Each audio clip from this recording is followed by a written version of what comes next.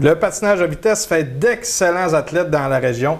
Et je crois qu'à Fan de Sport, c'est le bon moment d'en parler. Alors aujourd'hui, on reçoit encore une fois Mme Joanne Simard, qui est bénévole au sein de l'Association du patinage de vitesse, en fait, de la région. Qui donne un coup de main. Qui donne un coup de main. Merci d'être là encore une fois aujourd'hui. Monsieur Christian Simard, qui est le président de l'Association régionale de patinage de vitesse. Bonjour. Bonjour, bienvenue à l'émission. Merci d'être là encore une fois aujourd'hui. On va débuter avec vous, M. Simard. Comment est-ce qu'on porte on se doute bien que ça va bien, mais comment est-ce qu'on porte le patinage de vitesse dans la région? Bien, actuellement, on a 8 clubs qui est englobé dans l'association régionale. Et les 8 clubs, ça va bien. Okay. On a une augmentation du membership. Et puis, toute cette année, là, on a une bonne espoir que nos jeunes puissent performer davantage. OK. Et puis, là, on parle de membership ou de membres dans certains. Est-ce que c'est en hausse ou c'est en baisse? Non, c'est en hausse. C'est en hausse? C'est en hausse. On a au-dessus de 650 patineurs présentement à travers la région. Juste la région? C'est surprenant. OK. Honnêtement, je n'aurais pas pensé à autant. Hein. Oui, c'est vraiment intéressant parce que il ne faut pas se cacher, l'engouement est là par rapport à nos athlètes qui performent au niveau national puis international. C'est des modèles. C'est des modèles. Alors, on a cette aide-là qui nous apporte cet effet d'entraînement-là. Et puis, peut-être ça va amener à notre sujet principal de l'entrevue. Comment on fait pour faire d'aussi bons athlètes dans la région? Parce qu'on est tellement fiers lors des Jeux olympiques. On se lève la nuit pour les voir. Je ne suis pas certain qu'avec une équipe de hockey, on se lèverait la nuit pour écouter, mais les patineurs, on le fait. Bien, c'est parce que c'est l'encadrement. Okay. Je pense que dans la région, on a des super bons entraîneurs qui font en sorte que dès le niveau de bas âge, ils développent des aptitudes et une proportion à bien patiner. Okay. Alors, c'est surtout la qualité d'entraîneur qu'on offre dans notre région qui fait en sorte que nos patineurs puissent évoluer puis qu'on les voit aussitôt au niveau national. Vous, Mme Simard, en tant que mère d'une ancienne patineuse, oui. Pourquoi on fabrique d'aussi bons talents? Bien, en fait, je dirais aussi, il y a les infrastructures aussi qui aident beaucoup à cet encadrement-là. Oui.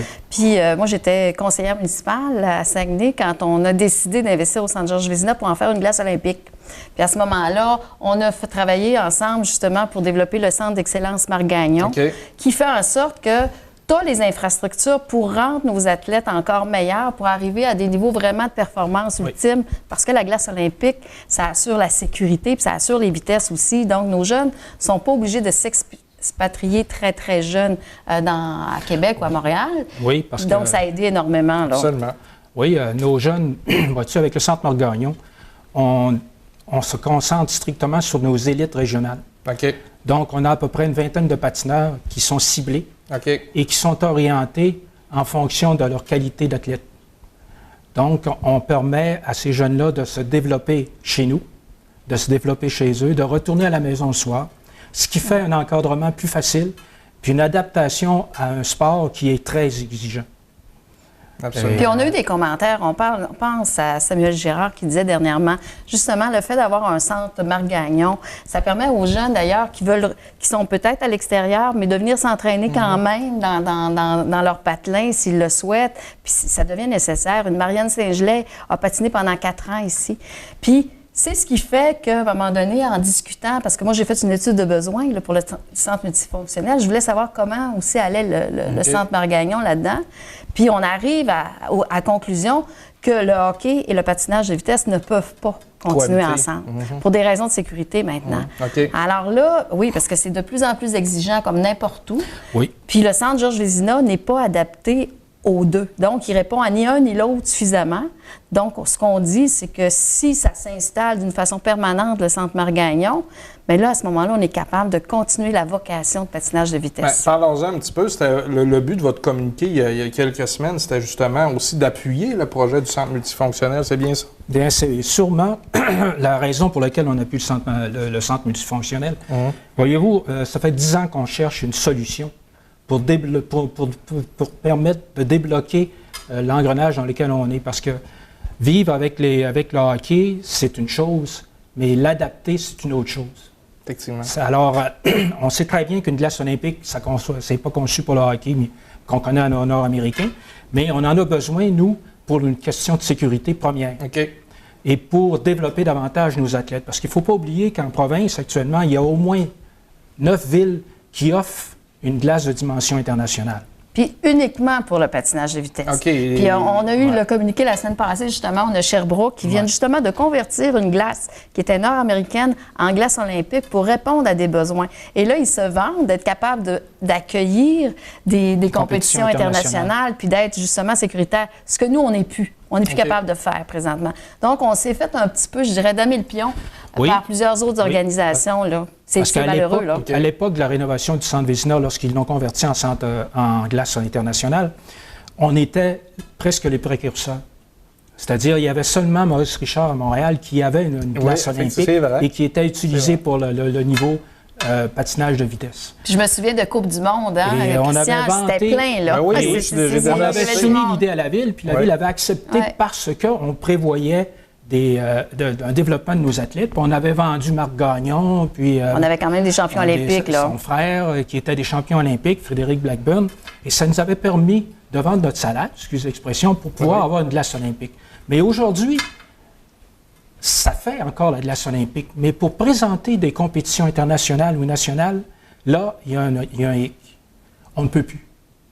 Parce que les questions de sécurité exigées par la Fédération puis Patinage de vitesse Canada sont supérieures à ce qu'elles étaient à l'époque. Okay. Alors, c'est pour ça qu'on a travaillé ensemble le document. On a parlé des besoins aussi des athlètes, des besoins de notre réalité en disant, bien, écoutez, si on ne fait rien, bien, on dit au revoir au Centre Margagnon. Puis si on fait des rénovations au Centre Georges Vézina, bien, on doit fermer le Centre Georges Vézina pendant 2 ans. Donc, toute l'expertise de nos coachs, ça s'en va ailleurs. J'imagine que vous avez eu peur de le perdre aussi avec les annonces de la Ville. Est-ce qu'on vous a rassuré du côté de la Ville de dire non, le Centre Georges Vézina va rester ouvert? Écoutez, c'est politique. Là. Vous connaissez la situation. Oui. Moi, personnellement, j'ai eu des avis me rassurant sur l'état de la situation, c'est-à-dire de garder la glace olympique. Okay. Mais on connaît très bien les besoins du hockey majeur. Du hockey majeur au niveau de la Ligue junior majeure du Québec, qui exige une glace à court terme ou à moyen terme, une glace de dimension Ligue nationale, c'est-à-dire 85 par 200. Ce qu'on comprend, mais nous, on a des besoins aussi, parce qu'on représente une organisation qui est importante dans la région Saguenay-Lac-Saint-Jean au niveau de la visibilité et au niveau aussi de garder nos jeunes chez nous. Permettant aux parents d'économiser. Parce que je le rappelle, c'est que des rénovations, ça veut dire qu'on ferme quand même le Centre Georges Vézina pendant près de 2 ans. Oh oui. Alors, pour toute cette raison-là, c'est l'expertise qu'on perd. Puis, c'est le danger. C'est le danger. Je pense que le danger est là. C'est le gros danger risque est très, très élevé. Parce qu'on est d'un cul-de-sac. Ils ferment, on perd 2 ans, on perd nos jeunes patineurs parce qu'ils vont s'en aller à l'extérieur. Ils n'auront pas le choix, là. S'ils veulent continuer à patiner, à œuvrer dans leur patin. Puis d'ailleurs, rappelez-vous, en 2016, l'administration de Jean Tremblay, l'ancienne administration, avait quand même un projet de faire des rénovations de près de 25 millions.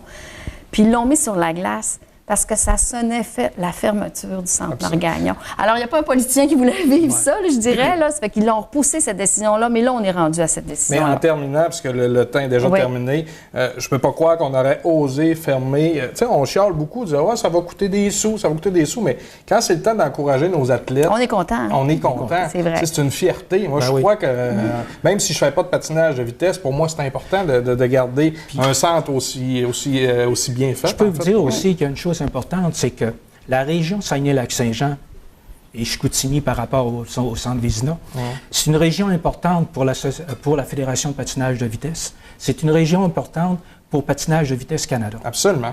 Alors, pour eux, il est important de conserver les acquis qu'on a et même d'y mettre un peu excusez l'expression anglaise, du gravy. Oui. Parce que le gravy, ça servirait à maintenir le centre Marc-Gagnon, à maintenir nos patineurs chez nous, puis à vous offrir encore des jeunes performants de la région Saguenay-Lac-Saint-Jean. Sur ces beaux mots, c'est terminé. Je vous remercie beaucoup d'avoir très intéressant comme entrevue et je vous souhaite tout le succès pour vos patineurs. On va continuer à travailler. Merci. Merci beaucoup.